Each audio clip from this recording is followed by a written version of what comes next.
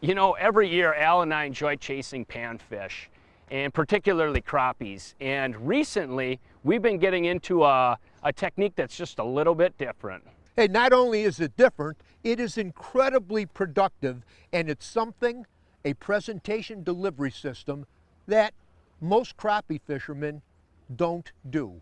And when it's used in the right place at the right time, it's incredibly productive for big slab crappies and numbers of fish.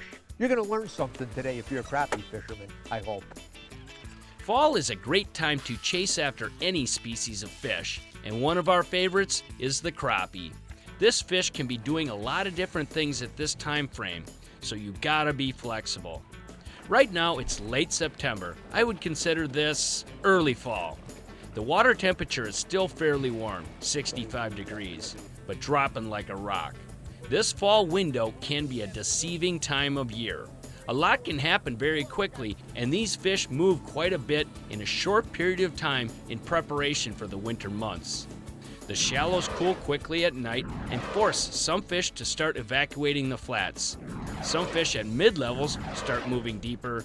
At the same time, the suspended fish start becoming more structurally orientated.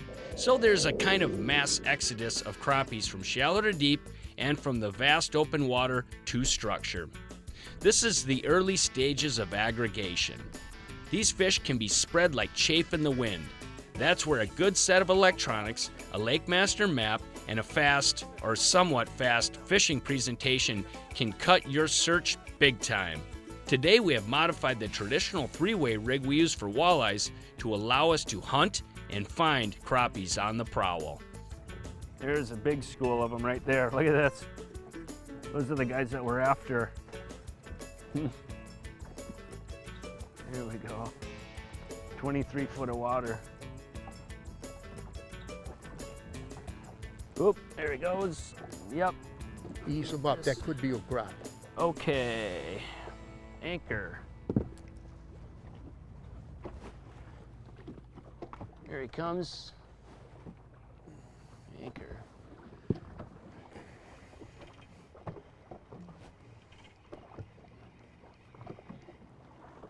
Boy, that spot lock feature is, it's the cat's pajamas when it comes to fishing open water like this. Whoop, gotta be careful with these guys.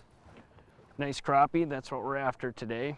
This is really a seek and destroy mission. Right now, Al and I are searching for these fish. We're trying to find out how big the fish are, how big is the pod, how far is it spread. So right now we're just hunting, you know, just trying to isolate where these fish are at. We'll get her back.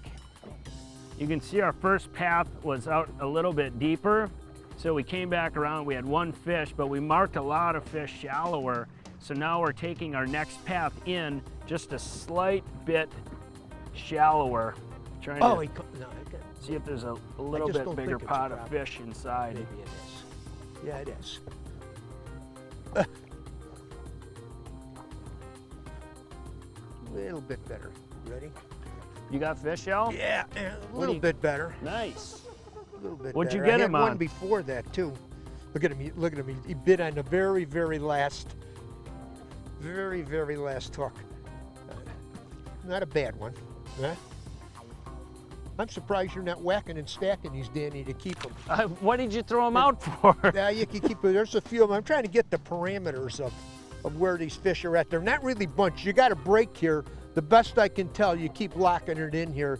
You've got 100 yards Oop, there we of go. little pods of fish, you know, longer. That's so typical Nice and this easy, time Al. of the year. Just like that. Oh, he's coming up out the back. There he is. Little crop, little guy. Got this, starting to get her dialed in.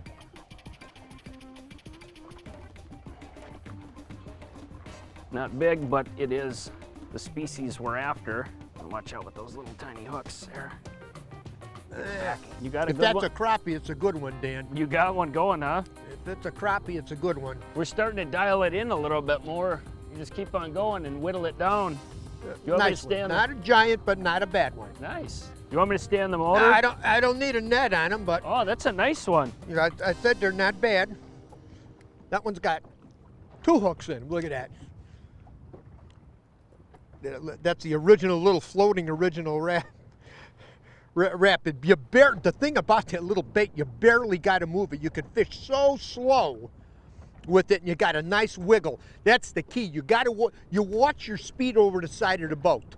Speed is critical with these little baits like this.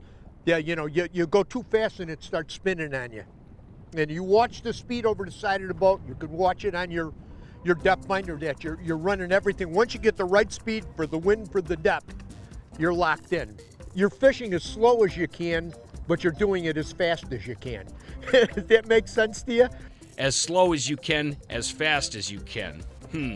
That's an Alism if I've ever heard one. Let me explain what he's talking about.